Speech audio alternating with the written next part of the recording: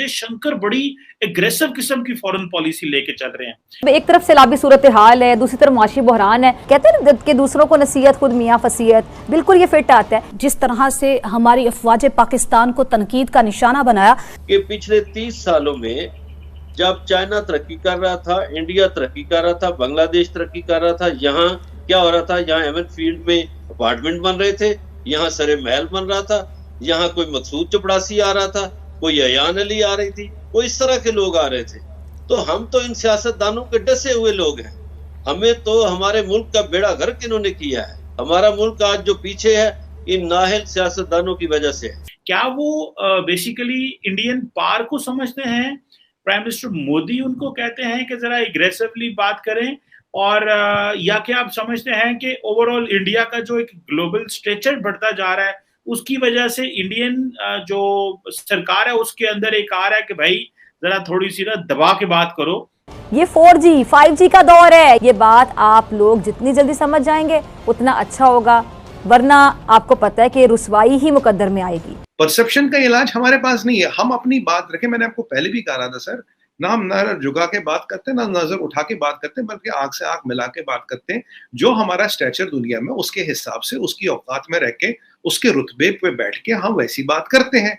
अगर ये चेंज हुआ, इंडिया बदला हो, इंडिया, हाँ, ये मोदी जी की रोबस्ट फॉरेन पॉलिसी है।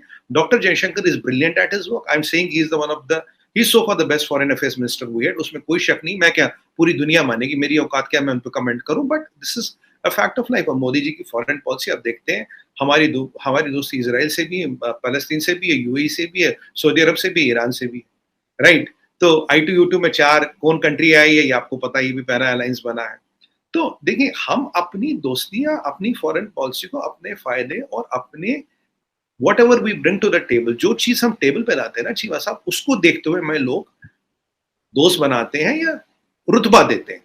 ये कोई मेरी शक्ल या डॉक्टर जयशंकर साहब की शक्ल या मोदी जी की फोटो देख के तो मिलता नहीं। Is what we bring to the table. Why does the other country in this दुनिया को हमारी क्या जरूरत है, उसके हिसाब से हमें रुतबा देते हैं, उसके हिसाब से हमें इज्जत देते हैं। और हम कहते हैं भाई जो हमारा रुतबा है, जो हमारी वक्त है आज की डेट में, treat us as par that. We are not asking you to treat us above, we will not expect to be treated below, treat us as par that. अब किसी को एग्रेशन लगे, किसी को कुछ लगे, किसी को कुछ लगे, हमें कोई मतलब नहीं है sir. We are doing what is in our best interest. बिल्कुल ठीक है, लेकिन सुमित भाई एक अक्सर, क्योंकि इंडिया अक्सर सेलिब्रेट करता है सीईओज को, जैसे हम पहले बात कर रहे थे जी, तो फलां जगह, क्या ये जो सीईओज इंटरनेशनली ग्लोबल कंपनीज के आते हैं, कभी इंडिया भी वापस आके इन्होंने किसी कंपनी को ज्वाइन किया है, या कि जैसे मैंने कहा कि इधर ही ढोल पीटे जाते हैं और खासतौर पाकिस्तानियों को जो है ना वो ज्यादा बताते हैं, लो साडा उन सीईओ थे हो गया, लो हमारा एक सीईओ वहां भी निकल गया, अब देखो हमारा सीईओ जो है वहां भी निकल आया, अब आप तो जो है ना वो दहशतगर्द भेजते, जिस तरह एक वो एक इंडियन सोशल मीडिया का एक माइंड सेट है। ये जो लोग बाहर काम करते हैं ये वापस कभी इंडिया आए? कोई ऐसा कोई आप केस स्टडी बता दें। ये बड़े बड़े जो हैं, आप तो ठीक है, आप तो माशाल्लाह एक डिफरेंट कैटेगरी है, लेकिन हमें जरा ये जो जिनको सेलिब्रेट किया जाता है इंडिया के अंदर और हर बंदा अपने ट्विटर हैंडल पे लगा रहा होता है कि जनाब देखो अब एक और इंडियन सीईओ बन गया, क्या ये सिर्फ नेशन को कॉन्फिडेंस देने के लिए, या उनमें से कभी को वापस इंडिया भी आया है? चीमा साहब बहुत बेहतरीन सवाल पूछा आपने, तो जवाब दूंगा। पहली एग्जाम्पल तो आपके सामने ही बैठा है, चलिए इस वाली एग्जाम्पल को हटा देते हैं। देखिए चीमा साहब, होता है क्या, अभी आपने देखो बिल गेट्स साहब यहाँ आए थे, सुंदर पिचाई जी आए थे, एक रेलवे के साथ बहुत बड़ा कॉन्ट्रैक्ट किया। ये जो हमने प्रीडेटर ड्रोन्स लिए, यहाँ भी सीईओ जो है विवेक लाल है, डॉक्टर विवेक लाल है, जहां तक मेरा नाम, मुझे forgive me as far as my memory serves me right. तो जब हमें इनके साथ डील करनी है, जब हमें कमर्शियल इंटरेस्ट करने, मैंने कहा एडवांटेज ऑफ गेन। अगर इंडियन पासपोर्ट है 100% एडवांटेज है, इंडियन पासपोर्ट नहीं भी है तब भी गेन है हमारे लिए। जो हम बड़ी बड़ी डील्स करें, माइक्रोसॉफ्ट इतनी बड़ी इन्वेस्टमेंट कर रहा है इंडिया में, कहीं ना कहीं एक इंडियन सीईओ का रोल तो पाकिस्तान में क्यों नहीं कर रहा इन्वेस्टमेंट, ईरान में क्यों नहीं कर रहा, इराक में नहीं क्यों कर रहा, सीरिया सूडान में क्यों नहीं कर रहा इन्वेस्टमेंट, नहीं कर रहा ना, इंडिया में ही कर रहा ना। मलेशिया भी नहीं जा रहा, वियतनाम भी नहीं जा रहा, बांग्लादेश भी नहीं जा रहा, बाय द वे। तो अब आप पाकिस्तान बोलेंगे, भाई आपने पाकिस्तान को बीच में पकड़ लिया। मैं आपको इतनी कंट्रियों का नाम ले लिया। अब ये जो बड़े बड़े डाटा सेंटर इंडिया में क्यों आ रहे हैं? और चीमा साहब, इंडिया सबसे बड़ा रिटेल का मार्केट है दुनिया में, सबसे ज्यादा इकोनॉमिक आउटलुक पॉजिटिव है हमारा, फास्टेस्ट ग्रोइंग इकोनॉमी, और आने वाले 10-20 साल तक ऐसे ही रहेगा। आने वाले 30 से 50 साल तो हमारे हैं। तो अब ये जो इंडिया, ये जो सीईओज है, they act as a bridge where they protect the interest of their company and where they also help to get us business into India and Indian businesses there. They act as a bridge and brand ambassadors. मैं आपको example बताता हूं।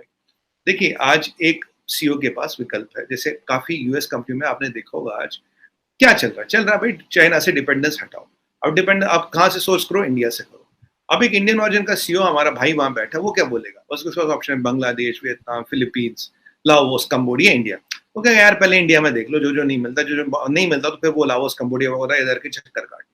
ठीक है, he will take care of his commercial interest of his company because he is loyal to his salt, but एक affiliation India की तरफ जरूर होगा। एक डाटा सेंटर खोलना है, एक नई चीज खोलना है, इंडिया को जरूर कंसिडर करेगा, इंडिया के इंटरेस्ट को कंसिडर करेगा, और वो एक अमेरिकन कंपनीज को कन्विंस करता है, वो देखो इंडिया में इतना बड़ा मार्केट है, आने वाले 2 साल में, 5 साल में India is the place we should be in because China is not sustainable, ये दुनिया को पता है। तो यहाँ एक जो ब्रिजिंग होती है, यहाँ जो एक ब्रिजिंग होती है आसान होती है। चीमा साहब देखिए, मैं मान लीजिए मैं बाहर रहता हूँ, मेरी फैमिली बाहर रहती है, मेरे सारे रिश्तेदार, चाचे, मामे, फूफे, ताई, ताइया, सब तो यहीं रहते हैं ना, यार बरादर जिनके साथ गिल्ली डंडा खेला वो तो यहीं रहते हैं, लंगड़ी खेलने वाले दोस्त भी तो यहीं रहते हैं। तो ये थोड़ी ना मैं फिरंगी हो गया, मेरा अमेरिकन पासपोर्ट हो गया, दिल बदल गया, दिल तो हिंदुस्तानी है साहब, शक्ल तो हिंदुस्तानी है ना। देखिए मेरे अमेरिकन पासपोर्ट बदलती, भूरे बाल, हरी आंखें तो होंगी नहीं, 6.5 फुट हाइट नहीं होगी, रंग मतलब दूसरा सफेद तो होगा नहीं, जैसा हूं वैसा ही दिखूंगा। तो चीमा साहब ये हमारा दिल तो हिंदुस्तानी है ना, जमीन तो हिंदुस्तानी है ना, पुरखों की मिट्टी है साहब इस धरती में, पुरखों की राख है इस मिट्टी में, कैसे छोड़ दे। तो ये हमारा एक बहुत बड़ा एक सशक्तिकरण होता है, इट एनेबल्स बिजनेस। इन गोरों ने हम पे 200 साल राज किया, 45 ट्रिलियन का यहाँ से माल ले गए थे, देश साइफंड $45 trillion worth of stuff from India, right. हमारा पाकिस्तान का भी था कि सारा इंडिया के ले गए थे, इंडिया ये कहता है इंडिया का ले गया, पाकिस्तान का जिक्र नहीं करते आप। तब पाकिस्तान पैदा नहीं हुआ था ना सर, पाकिस्तान पैदा नहीं हुआ था, तो अभी तो यही था ना भाई, यहाँ से भी तो माल गया ना, ये भी तो कहा करे। मैंने वो बहुत सारे इंडिया के लोगों को सुना है, इंडिया इंडिया करते हैं भाई, पाकिस्तान में से तो बहुत कुछ लेके गए थे। अब मैं आता हूँ, नहीं था उस पे आता हूँ चीमा साहब, बिल्कुल आता हूँ उस पे।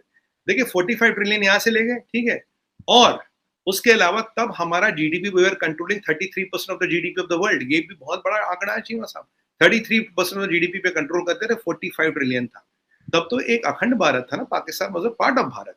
देखिए जब पाकिस्तान बना उसके बाद आपका हिसाब, हमारे बाद हमारा हिसाब, उसके पहले तो भारत ही था ना।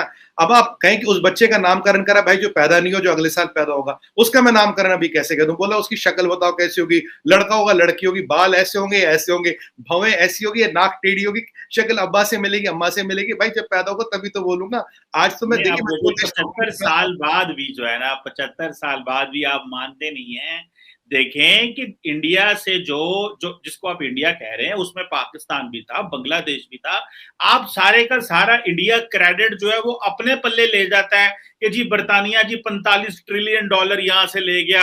अच्छा, उसमें जो ग्लोबल लिटरेचर लिखा जाता है, मेरी बात सुनिएगा, जो लिटरेचर लिखा जाता है उसमें तो यही आता है कि जनाब इंडिया इतना अमीर था। मतलब जो बाकी यहाँ पे जो स्टेट्स बनी इंडिया के अंदर से, जिनसे बेसिकली तो पाकिस्तान ने भी इंडिया से आजादी हासिल की, क्योंकि हमें यह था कि हम अंग्रेज के बाद भारत के जो है वो उसमें नहीं जाना चाहते। तो आप नहीं समझते, आप पाकिस्तान का और बांग्लादेश का नाम क्यों नहीं लेते इंडिया के लोग? मैं शशि थरूर ने जो किताब लिखी थी उसमें भी उन्होंने बड़ा कंप्लेन किया, but it doesn't mention Bangladesh and Pakistan. इसको भी किया करें प्लीज। चीमा साहब देखिए, बुरा ना माने, एक बात बोलूं आपको, मैं एक परिकल्पना कर रहा हूँ, कल को पाकिस्तान में हो सकता है 4 स्टेट बन जाए, तो आज उसका हिसाब किताब कैसे कर लूं मैं?